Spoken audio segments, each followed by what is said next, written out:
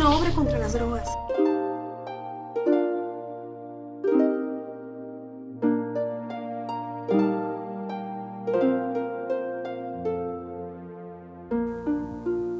Muchísimas gracias. Emocionado, nervioso y tratando de aterrizar el mensaje que Dios me dio para ustedes hoy en la tarde, pidiéndole a Él contenido y pidiéndole a Él iluminación para hacer valiosa esta experiencia, ¿no? Estamos aquí todos tras algo, estamos todos tras aprender alguna cuestión, tras vivir alguna experiencia que nos aclare y nos haga ver de qué manera tenemos que obrar o activar para conquistar ese monte. Roberto Jiménez, perdón, me decía cuando me ponía en contexto del asunto a tratar hoy, una cuestión que me aclaró por qué Dios me había estado hablando tan duro al respecto de este tema, y les anticipo que quizás sea un poco lapidario en algunas expresiones o un poco agudo en algunas reflexiones, porque lo que pretendo es precisamente eso que Roberto me confirmó hoy. El desafío de la conquista de ese monte es individual, es personal, es un reto que se te hace a ti directamente y no a una corporación en la cual tú te puedas escudar, ocultar o justificar. El monte es tuyo, no es de la congre, no es de la iglesia, no es de cualquier otra entidad corporativa. La conquista de ese monte tiene un nombre para su conquistador y es el tuyo. Son tus acciones las que van tras la conquista de esa cumbre. Y esa era una de las primeras cosas que yo entendí. ¿Qué hacen los cristianos en todo eso, pues? Y no en la iglesia, ¿verdad? Y qué hacen metidos en las luces campero y qué hacen metidos en shows del mundo, ¿no? Fíjense, muchachos, que cuando yo me pongo a escudriñar un poco el ministerio de Jesús, me doy cuenta que hay dos pasajes en los que Jesús llega a la iglesia y habla con los sabios. Supongo seguramente que Jesús era un fiel devoto de su religión, quizá, ¿verdad? Iba al templo y estudiaba las escrituras, pero Jesús desarrolló su ministerio en las calles. Yo me pongo a pensar cuál es el medio de comunicación, y como esto es un taller, voy a tratar de que ustedes me contesten algunas cuestiones y que ustedes me pregunten algunas otras. ¿Cuál creen ustedes que era el medio de comunicación masiva en tiempo de Jesús? Les digo, ahorita el medio de comunicación masiva es la televisión, ¿no? O el cine. Es ahí donde los mensajes llegan a toda la masa, a todo el mundo. Es por eso que vemos a los grandes evangelistas abarcando espacios en los medios de comunicación. Y últimamente hemos visto cómo el mensaje del evangelio ha ido al cine, y estoy hablando del cine popular, del cine secular, del cine, no estoy hablando del cine cristiano, que es otra onda, ¿sí? Sino a las salas de cine. ¿Cuál creen ustedes que era ese mecanismo por el cual se publicaban los mensajes del entorno del tiempo de Jesús? No, era el teatro. Así, sencillamente. O sea, el Imperio Romano estableció en cada ciudad un templo para sus dioses y un teatro romano. O sea, toda la conquista cultural del Imperio Romano se hizo a través del teatro. Así de sencillo. Igual que la conquista guatemalteca. Adelante iban los soldados españoles y atrás iban los religiosos, y en la tercera entrada venían los artistas. Por eso es que vos ves en la feria principal del pueblo, el día principal del pueblo, en el lugar principal de la feria, el baile de la conquista, para que a todos se nos quede que nos conquistaron los españoles y que nos derrotaron, y que a nadie se le olvide esa cosa, ¿va? ¿Sí me estoy dando a entender? Igual lo hicieron los romanos. Llegaban primero las huestes romanas, atrás de las huestes romanas venían los religiosos romanos, con Artemisa, con Venus, con toda su oferta espiritual, digámoslo así, ¿no? Dioses a tu gusto, para todas las edades y de todos sabores, colores y tamaños, ¿va? Para todo lo que necesitaras. Un supermercado de dioses. Así era la onda. Y atrás venían los artistas romanos, ¿va? El circo y el teatro, para publicar, porque eran las grandes pantallotas que se ponían en las ciudades, ¿no? Los grandes teatros romanos, donde se publicaba que los romanos habían conquistado ese lugar y se transfería la cultura romana a todos los pueblos conquistados. Entonces, el medio de comunicación de masas en tiempo de Jesús era el teatro. Ese es un dato histórico innegable. Pero si los primeros, los discípulos empezaron a evangelizar en teatros, pues. ¿Ustedes sabían eso o no? Sí, ¿dónde creen que se congregaba la gente, pues? ¿En dónde habían condiciones acústicas para hablarle a un montón de personas en ese entonces? ¿En dónde habían localidades isométricamente planteadas para que todos vieran el mensaje que estaban dando? En los teatros, no había otro lugar, en los teatros, en los atrios de los templos. Entonces el uso de los medios de comunicación para la masificación de la cultura es tan antiguo como la cultura misma. Todos decimos que tiene que ver conmigo, y conste que el parangón del teatro ustedes lo deben de hacer aplicable a la rama de arte que ustedes practican, o al talento que ustedes tienen, o a lo que se quieren enfocar. Para mí el ejemplo del teatro es solamente eso, una metáfora de lo que ustedes deben entender por arte. Entonces, ¿dónde es donde puedo llegar a evangelizar masivamente en estos tiempos de tecnología, de redes cibernéticas, en el tiempo de la red, pues, en el tiempo del cine, en el tiempo de la tele? No lo voy a hacer en el púlpito. ¿Sí? Así de grueso, muchachos. El púlpito está para que nos instruyamos, ¿no?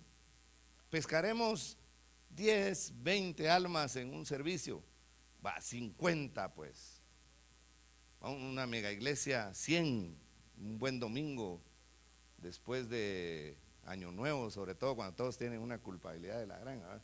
Sí, pues, entonces, pues buen tiempo de cosecha, porque todos tienen topadas las tarjetas y están arrepentidos de todos sus pecados, ¿va?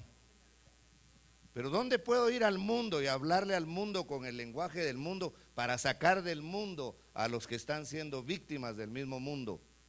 En el mundo. En ningún otro lado, y Pablo lo decía muy claramente, ¿verdad? Me hago al mundo como del mundo por amor al mundo, pues esa es una buena traducción del versículo que él cita en el Evangelio. Y le hablaré a los griegos como a griego, a los sabios como sabios, a los judíos les hablaré como judío, o sea, a los religiosos como religiosos, y a los romanos les hablaré como romano. No le voy a hablar a los romanos como a griego, ni a los judíos como a romano, que no me van a entender. La metáfora de hablarle a los romanos es pesada, muchacha, porque los romanos conquistadores no eran cultos. Aquí tenemos una buena palabra para para ahorrarme adjetivos. A los cuques como cuque, pues, ¿sí?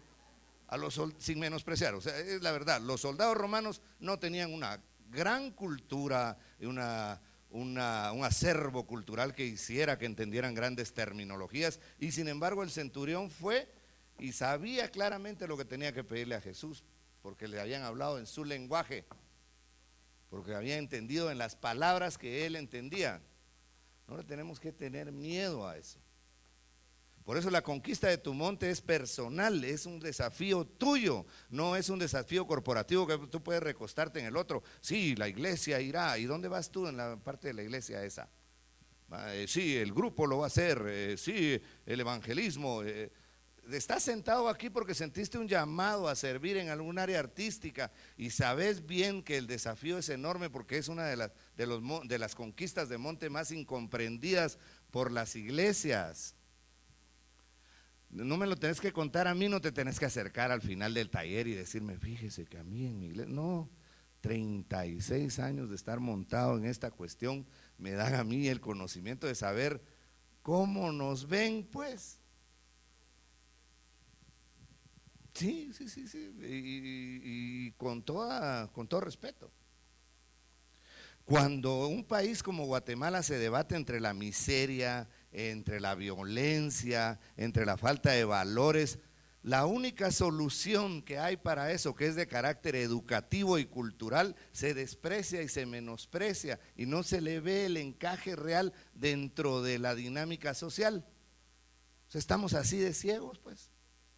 Jesús, señores, impulsó todo su ministerio de comunicación a través de bases teatrales, porque si él sabía que el medio de comunicación de masas en su tiempo era el teatro, él sabía que tenía que estar preparado corporal e intelectualmente para llevar su mensaje a las masas, y no lo iba a hacer como Dios, lo iba a hacer como hombre, según las Escrituras.